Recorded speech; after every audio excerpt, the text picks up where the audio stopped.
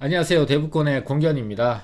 새 정부가 출범을 하게 되면서 다주택자 양도세 중과를 1년간 유예를 했습니다. 자, 그럼에도 불구하고 시장은 뜨뜻미지근한데요. 왜 그러냐 하면은 부동산 투자를 하게 되면서 양도세 중과도 부담이 되지만 사실은 보유할 때 보통 3년, 5년, 10년을 보유하는 동안에 내가 갖고 있는 주택 수가 늘어나게 되면서 부담해야 될 보유세, 특히나 종부세 대상이 아니었던 분들이 추가적으로 매입을 하게 되면서 종부세 대상이 되면 어떡하나라는 큰 걱정 때문에 투자를 망설이는 경우가 상당히 많습니다. 자, 그런데 이 주택 수로 계산하지 않고 앞으로는 이 종부세가 주택 수와는 상관이 없어진다고 합니다. 자, 이렇게 되면은 서울 수도권이 더 영향을 받을지 지방이 더 영향을 받을지 또는 이 앞으로의 부동산 시장의 투자 수요들이 어느 쪽으로 집중이 되는지에 대해서 우리 시청자분들이 방향성을 제대로 안다면 투자에 도움이 되지 않을까 싶습니다. 네, 추경호 경제부총리 겸 기획재정부 장관 후보자가 이 종부세를 개편해야 된다라고 합니다. 주택 수를 기준으로 했던 거를 이제 합산 가격의 기준으로 바꿔야 된다라고 하는데, 이유는 현재 종부세 같은 경우는 1주택자 같은 경우는 세율이 0.6에서 3%로 좀 낮게 형성이 돼 있고, 또 1주택자 같은 경우는 종부세 대상이 되는 기준점이 9억에서 12억으로 올라가게 되면서, 원래는 공시가격이 10억 또는 11억 되셨던 분들이 이 종부세를 냈었는데 여기서 아예 제외가 되면서 이 종부세 대상 자체가 많이 줄었어요. 그리고 두 번째, 이 다주택자 같은 경우는 세율 측면에서 보게 되면 1.2에서 6%니까 1주택자의 가장 낮은 세율인 0.6과 비교했을 때 거의 10배에 해당되는 정도로 굉장히 고세율로 매겨졌다라는 것이고요. 두 번째로는 이 1주택자의 기준은 9억에서 12억으로 올라갔지만 다주택자에 대한 대상, 종부세 대상 기준은 여전히 6억으로 남아있다라는 것입니다. 그래서 이 다주택자에 대해서 세금이 너무나 과도하게 불합리적으로 적용이 되고 있고, 또 이렇게 적용되는 것이 전국적으로 적용되다 보니까 서울 수도권과 지방 중에서 오히려 지방에 대한 피해가 훨씬 더 크게 나타나고 있다라는 그런 비판들이 많이 받아왔습니다. 예를 들면은 서울의 가격이 높은 지역에 아파트 한 채가 12억짜리가 있는 것보다 지방의 아파트 6억짜리 두 채를 갖고 있는 분이 세금을 훨씬 더 많이 내는 이런 구조를 갖게 되는 것이죠. 자, 그래서 세금 기준을 바꾼다면 집 몇 채를 보유하고 있는지 상관없이 공시가격 합산액을 기준으로 세금을 내게 되면은 같은 지역에 관계없이 서울의 집을 갖고 있든 지방의 집을 갖고 있든 공시가격이 합계 금액이 같다면 같은 수준의 세금을 내게 됩니다. 예를 들면은 가격이 높은 지역에 주택을 두 채 갖고 있는 분과 가격이 상대적으로 낮은 지역에 집을 네 채 갖고 있는 분들이 세금이 공시가격 합계 금액이 같다면 세금도 같게 내게 되는 거예요. 자, 이렇게 되면은 수요층 자체가 다주택이 돼서 추가적으로 주택을 매입해서 내가 다주택이 돼서 종부세 대상이 되면 어떡하나라고 걱정하시는 분들 입장에서는 이 가격대가 상대적으로 낮은 지역 쪽으로 수요가 집중이 돼요. 왜냐하면은 주택수가 늘어나도 금액대로 나주기 때문에 아파트 가격이 낮은 지역, 특히나 저 밑에 지방 지역 같은 경우는 2억 3억짜리 아파트들이 많으니까 2억 3억짜리 아파트 공시가격도 낮거든요. 그래서 이걸 5채 갖고 있어도 10억, 그러니까 그 10억에 해당되는 종부세 금액에 합당된 종부세를 내게 되고, 또 이렇게 되면 금액 기준으로 바뀌게 되면은 금액대로 구간별로 가격이 얼마 정도까지 합계 금액이 얼마냐에 따라서 이 세율도 따라서 적용이 되거든요. 그러니까 주택을 많이 갖고 있어도 오히려 낮은 세율이 적용될 수 있는 상황이 되니까 여러 주택을 보유하게 되면서 또 호재가 있는 지역들을 투자하게 되면은 차익도 없고 여러 주택을 보유하는 데 대한 부담이 적어지는 거죠. 예를 들면은 서울보다는 수도권, 그쵸? 이렇게 되고, 또는 서울 수도권보다는 지방에 대한 수요들이 오히려 더 증가될 수 있다라는 것을 우리 시청자분들이 좀 알게 되면은 상대적으로 작은 자본을 갖고 있던 분들이 추가적으로 주택을 투자를 하게 되면서 보유세, 내가 보유하고 있는 동안 엄청난 이 종부세를 내야 되는 게 아닌가라고 부담스러워서 투자를 망설였던 분들한테는 투자의 걸림돌이 하나가 제거돼서 보다 손쉽게 투자할 수 있는 그런 심리 상태가 될 수 있다, 이렇게 볼 수 있습니다. 자, 그리고 다주택자에 대한 규제가 오히려 수도권보다는 지방에 큰 타격을 줬다라는 기사 제목인데요. 다주택자 비율이 서울 수도권보다 오히려 지방이 더 많다. 왜냐하면은 일단 침체돼 있어요. 그리고 거래가 감소돼 있다 보니까 시장에 내놔도 매도되지 않아요. 팔리지 않는다는 거죠. 그래서 처분이 안 돼서 어쩔 수 없이 계속 소유를 하게 되는 상황이 되다 보니까 어쩔 수 없이 다주택자인 상황이 돼 있죠. 자, 이렇게 되면은 앞서 제가 말씀드렸다시피 다주택자가 되는 거에 대해서 보유세에 대한 부담이 완화되겠죠. 그러면은 상대적으로 가격이 낮은 지역 쪽으로 수요가 몰려들게 될 건데, 문제는 여기서 수요만 문제가 되는 것이 아니라 이 공급적인 측면도 같이 생각을 해봐야 될 것 같아요. 자, 이렇게 되면은 특히나 이 지방 도시들 같은 경우는 지금 현재 수요는 굉장히 약해요. 근데 공급은 많이 예정돼 있거든요. 대표적으로 대구라든지 세종시라든지 전남이라든지 이런 데가 지금 현재 매물이 쌓이고 가격이 약세를 보이고 있는 상황이 돼 있잖아요. 자, 그런데 이 종부세가 주택 수가 아니라 주택 가액 총 합계 금액으로 바꾸게 되면 수요들이 상대적으로 가격이 낮은 지역 쪽으로 유입이 될 수 있단 말이에요. 자, 이렇게 되면 어떻게 되냐면은 수요가 받쳐주지 않을 때는 이 공급에 의해서 수요가 공급보다 적다 보니까, 또 반대로 얘기하면 공급이 수요보다 월등히 많다 보니까 가격 하락폭, 조정폭이 상당히 커질 수 있는 상황이 지속될 수 있는데 비해서, 자, 이렇게 다주택이 되는 거에 대한 문턱이 낮아지게 되고 상대적으로 가격대가 낮은 지역 쪽으로 수요가 유입이 돼서 수요가 지금보다 훨씬 더 증가하게 되면은 수요가 일단은 공급을 충분히 받아주는 거예요. 그래서 하락에 대한 폭이 차이가 나게 되죠. 지금처럼 수요가 받쳐주지 않고 공급이 많이 쏟아질 때는 하락폭이 커질 수 있는데, 지금 이제 이 종부세 대상이 되는 것들, 다주택자가 숫자가 아니라 가액으로 바뀌게 되면 수요가 늘어나게 되죠. 수요가 늘어나게 되면은 공급이 많아지는 지역이라 하더라도 이전보다는 하락폭이 줄거나 오히려 횡보하면서 가다가 다시 어느 시점이 되면은 다시 상승할 수 있는 이런 전환의 기회가 만들어질 수 있는 거예요.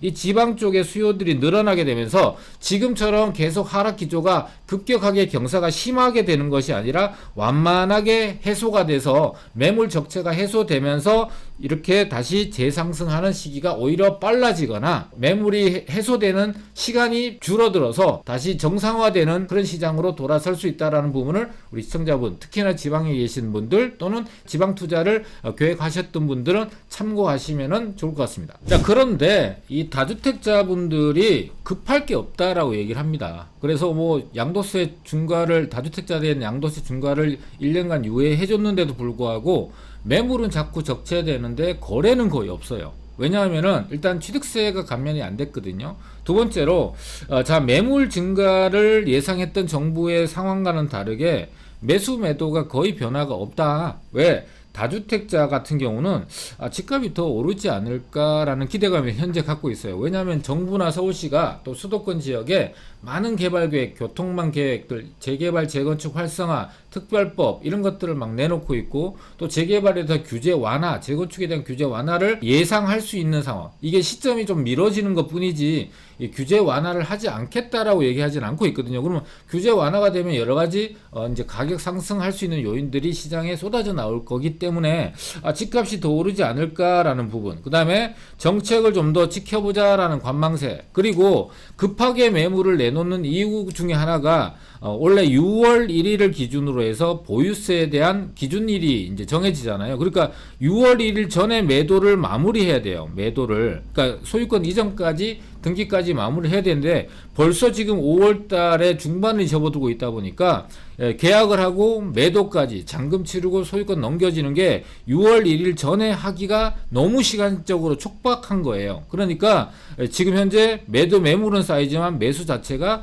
수월하지 않는 거예요. 그러면은 일단 6월 1일이 지나고 나면은 보유세는 원래 어차피 내야 되는 상황이 되잖아요. 그러니까 내년 6월 달까지는 또 시간적 여유가 있는 거예요. 그리고 내년 5월 달까지 양도세를 또 유예한다고 하니까 그렇게 급한 마음이 들지 않는 거라는 것이죠. 그리고 또 한 가지는 최근에 부동산이 정책으로 여러 가지가 이제 바뀌게 되면서 가장 크게 시장에 영향을 주는 거는 심리예요. 수요 공급도 영향을 주지만 투자자가 투자할 마음이 들어야 살 거 아니에요. 매수세가 살아날 건데 매도세도 마찬가지예요. 매도하려는 사람이 급해서 더 떨어지면 어떡하나 걱정에 쌓여서 막 매물을 시장에다 쏟아내야 가격이 쭉쭉쭉쭉 빠지게 되는데, 지금 최근에 보게 되면은 작년 12월 달에 이 서울에 주택 가격 심리 지수를 보게 되면은 51.6 정도로 높았는데, 그러니까 매도를 하고 싶어 하는 사람들의 숫자 또는 매도하려고 하는 의도를 갖고 계신 분들이 많았다는 거예요. 그런데 지금 현재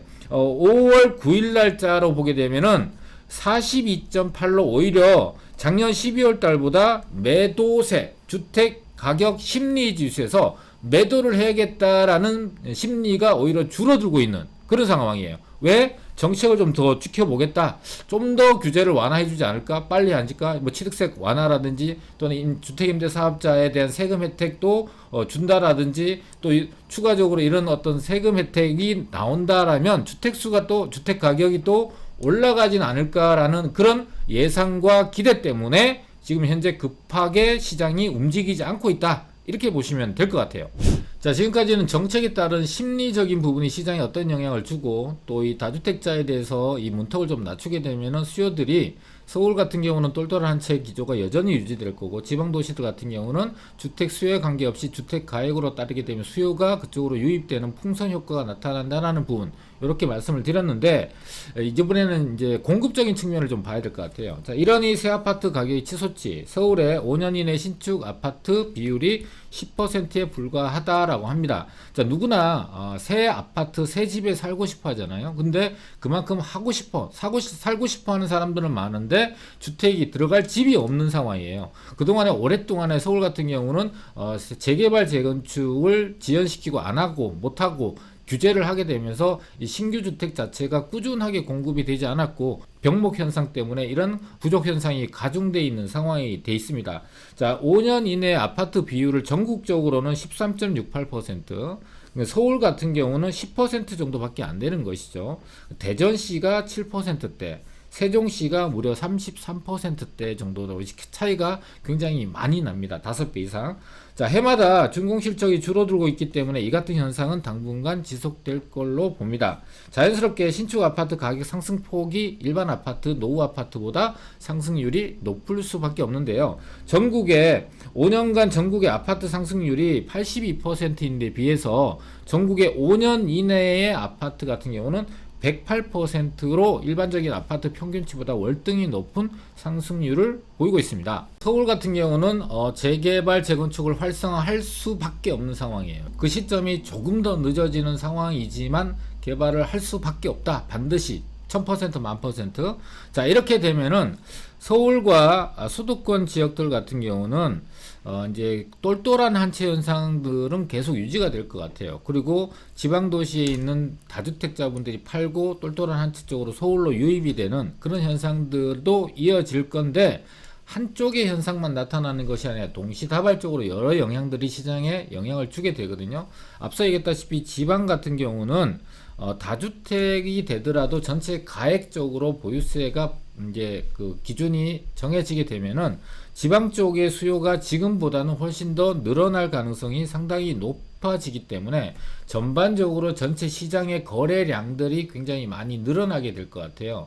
자, 이게 이전 정부 같은 경우는 중과세를 해서 거래는 없게 만들고 소수의 거래에 의해서 세금을 과하게 걷어서 세원을 마련했다면, 이제 앞으로 현 정부, 이제 출범한 현 정부 같은 경우는 정상적인 세율로 적용을 하고 거래가 아주 자유롭게 되게 되면서 거래 수가 늘어나게 되면서 그 거래에 대한 이전 소득에 대한 세금으로 인해서 세금을 확보하겠다라는 취지가 완전히 다른, 목적과 방법이 완전히 다른 상황이 돼 있다 보니까 거래량은 앞으로도 지금보다는 상당히 많이 늘어날 걸로 보여요.